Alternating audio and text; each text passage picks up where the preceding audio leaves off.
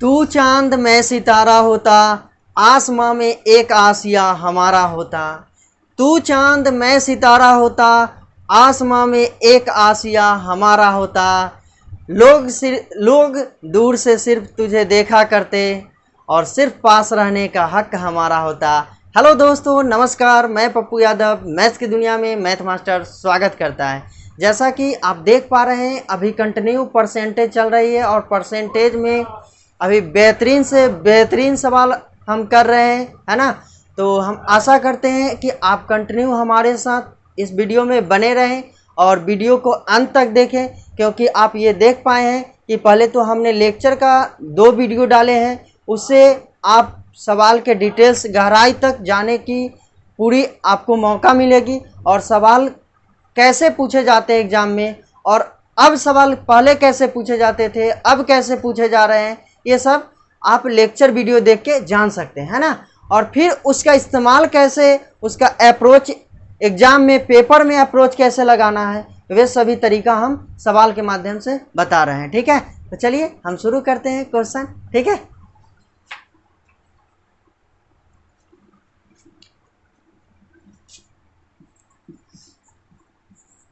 राम का वेतन श्याम के वेतन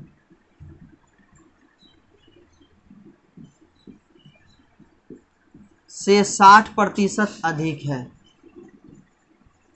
से 60% अधिक है।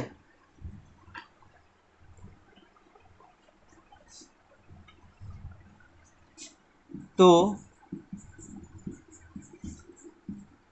बताए कि राम का वेतन श्याम का वेतन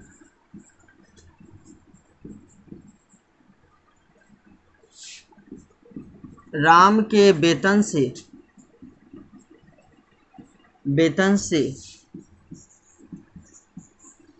कितना प्रतिशत कम है, कितना प्रतिशत कम है ना।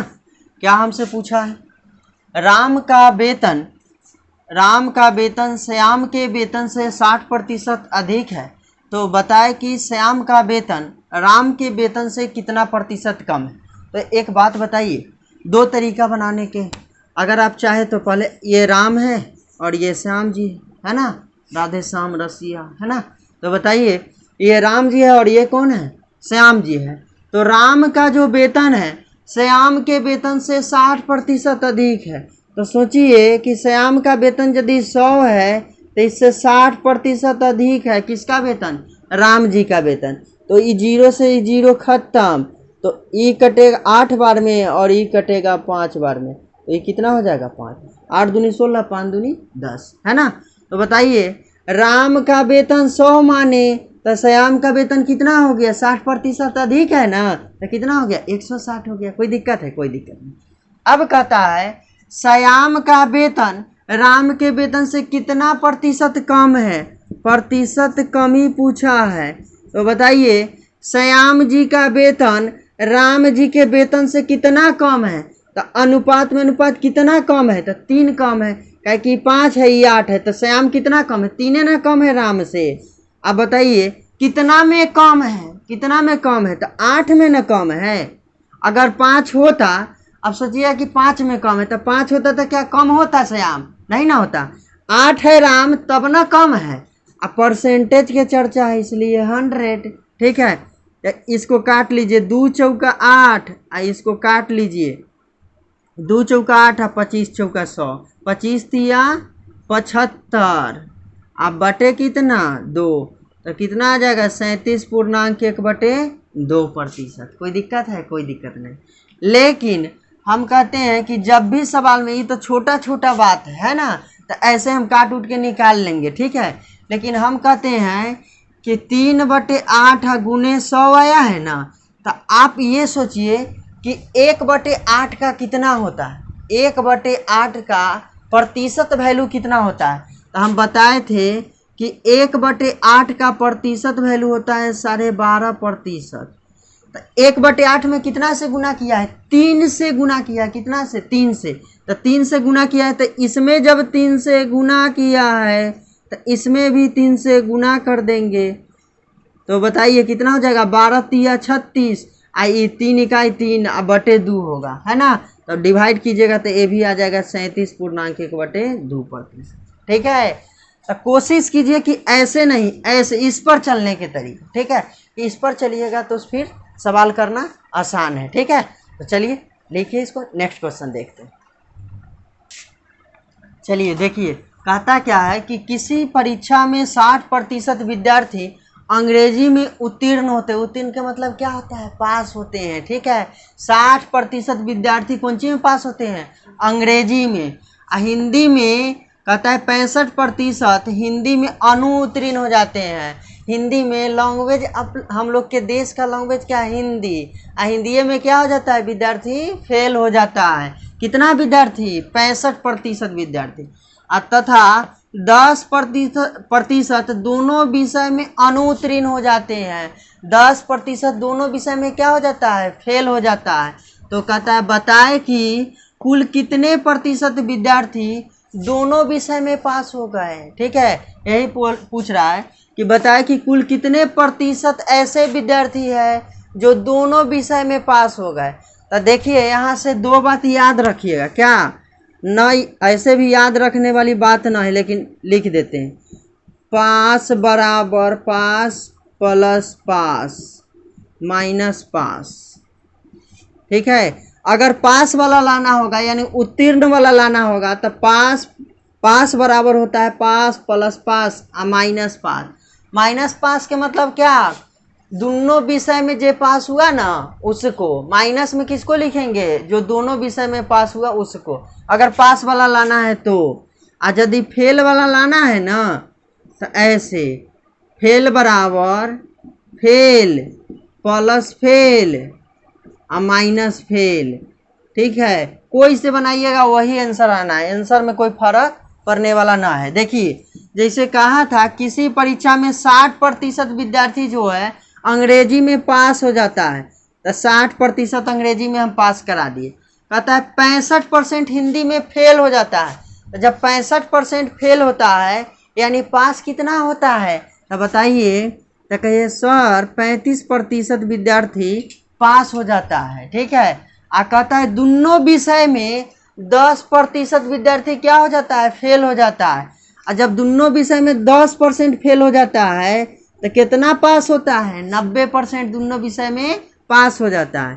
तो बताइएगा 6 × 3 9 यानी 95% माइनस 90%।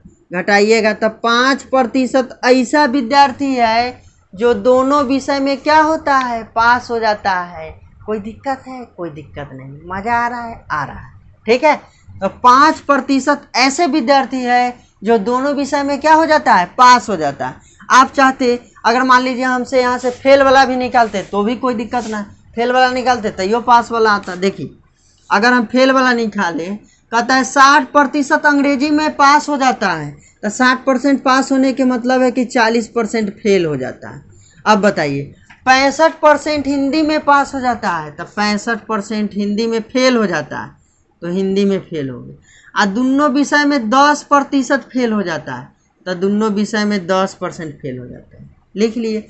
अब बताइए 6 × 4 10 यानी कितना हो जाएगा? 105 होगा कि नहीं? कितना होगा? 105 और माइनस कितना? 10%। अब घटाइएगा इसको तो ये आएगा 95%। यानी 95% क्या हो गया? दोनों विषय में फेल हो गया। तो दोनों विषय में पास कितना हो गया? तो हमेशा प्रतिशत में से 100 प्रतिशत के चर्चा रहे ना, तो 100 में से घटाएंगे चाहे 100 में जोड़ेंगे। ठीक है, तो 95% दोनों विषय में क्या हो गया? फेल हो गया। यानी दोनों विषय में पास कितना हुआ? तो 5%। मतलब किसी से भी निकालिए कोई फर्क नहीं पड़ने वाला है, समझे। हमेशा माइनस वाला में किसको रखते हैं? जो दोनों विषय में पास होगा उसको, या दोनों विषय में फेल होगा उसको। कोई दिक्कत है? कोई दिक्कत नहीं। ठीक है,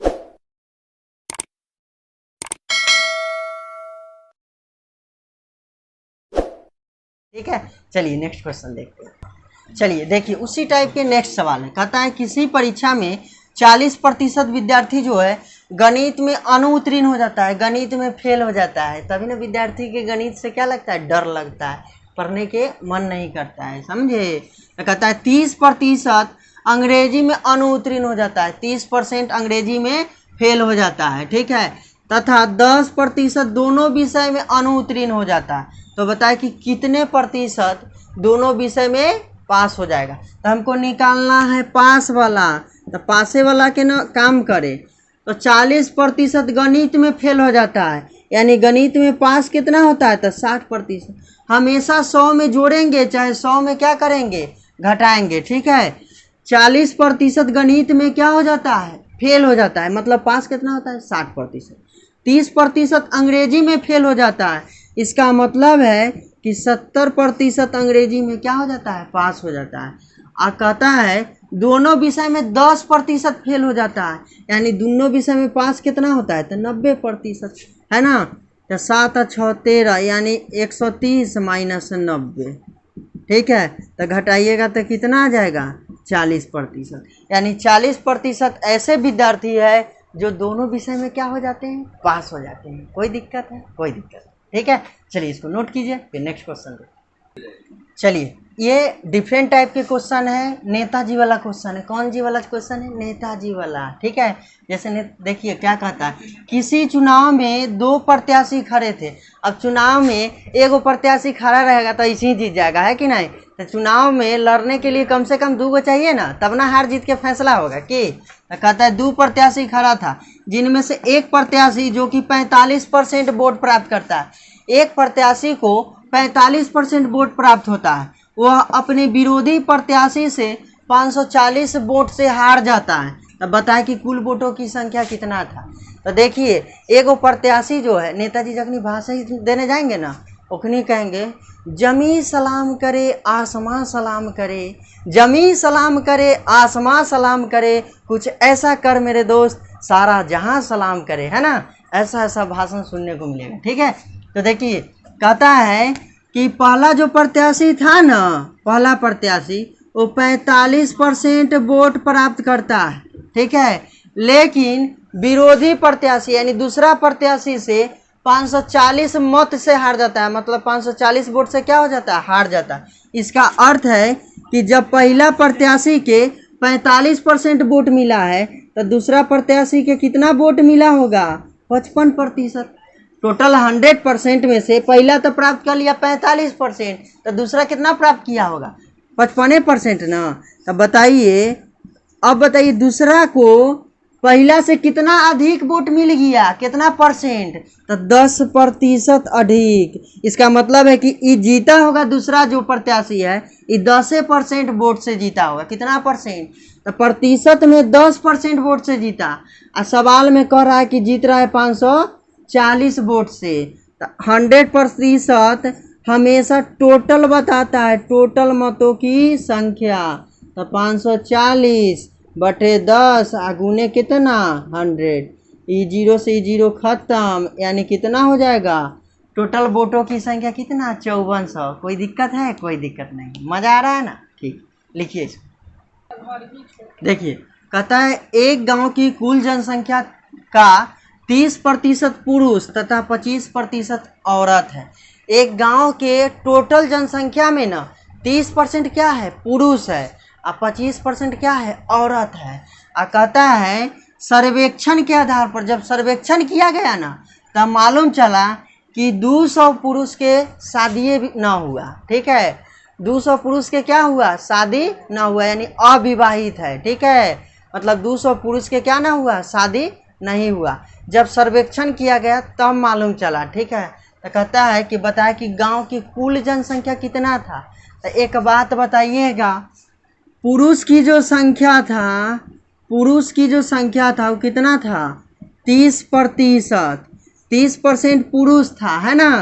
और महिला की संख्या कितना है, महिला की संख्या, औरत की संख्या, औरत की संख्या 25% है। एक बात बताइएगा, एक के गांव में, कौन गांव में, एक के गांव में 30% पुरुष है या 25% महिला है। एक मतलब ही है कि 25% पुरुष जो है 25% महिला के साथ शादी कर लिया होगा, है ना। अब बच गया क्या परसेंट, 5% पुरुष जेकर शादी ना हुआ, है ना। तो बताइए 30% में से 5% के क्या हुआ, 5% ना बच गया, 25%, मतलब मानिए ना कि 30 गो पुरुष है 25 गो महिला है, तो 25 गो पुरुष 25 गो महिला से शादी कर लिया, तो बच गया कै गो, 5 गो ना पुरुष बच गया।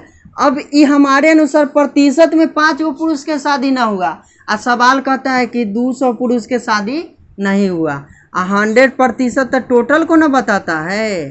तो बताइएगा 200/5 इंटू 100, 5 से इसको 40 बार में काट दीजिए, यानी गांव के जनसंख्या कितना था, 4000। कोई दिक्कत है नहीं ना, ऐसा नहीं मिलने वाला है, ठीक है। चलिए लिखिए।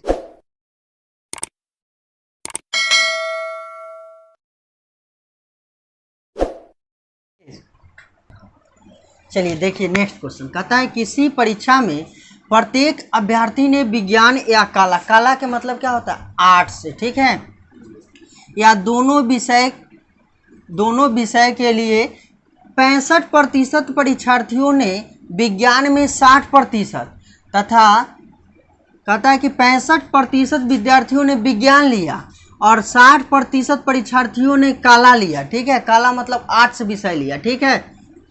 कहता है यदि कुल परीक्षार्थियों की संख्या 540 है तो बताए कि कितने परीक्षार्थियों ने दोनों सब्जेक्ट लिया, मतलब क्या, आर्ट्स भी लिया और साइंस भी लिया। कितना ऐसा विद्यार्थी है जो आर्ट्स विषय भी लिया और कौन सा विषय लिया, साइंस विषय लिया। तो बताइए टोटल हमको दे दिया है कि संख्या कितना है परीक्षार्थियों की, तो 540 है, ठीक है। टोटल स्टूडेंट के, टोटल नंबर ऑफ स्टूडेंट कितना है, नंबर ऑफ स्टूडेंट कितना है, 540, है ना। जिसमें से कहता है कि 65% जो है, 65% देखिएगा, साइंस लेने वाला विद्यार्थी कितना है, 65%, और आर्ट्स लेने वाला विद्यार्थी कितना है, तो 60%, ठीक है। बताइए कहता है कि 65% विद्यार्थी जो है साइंस लेता है और 60% विद्यार्थी जो है आर्ट्स लेता है। तो बताइए दोनों मिल के अगर दोनों को हम जोड़ दें तो कितना आ जाएगा, 6 दूना 12, यानी 125%। तो बताइए 125% विद्यार्थी में 100% के मतलब क्या, देखिए 100% से जितना अधिक होगा ना उतने प्रतिशत विद्यार्थी ने दोनों विषय लिए, ठीक है। 100% से जितना अधिक होगा उतने प्रतिशत विद्यार्थी ने दोनों सब्जेक्ट लिए। तो बताइए 100% से कितना अधिक है, 25 अधिक है। इसका मतलब है हम लिख देते हैं, चूँकि 100% से जितना अधिक होगा उतने ही विद्यार्थियों ने दोनों विषय लिया।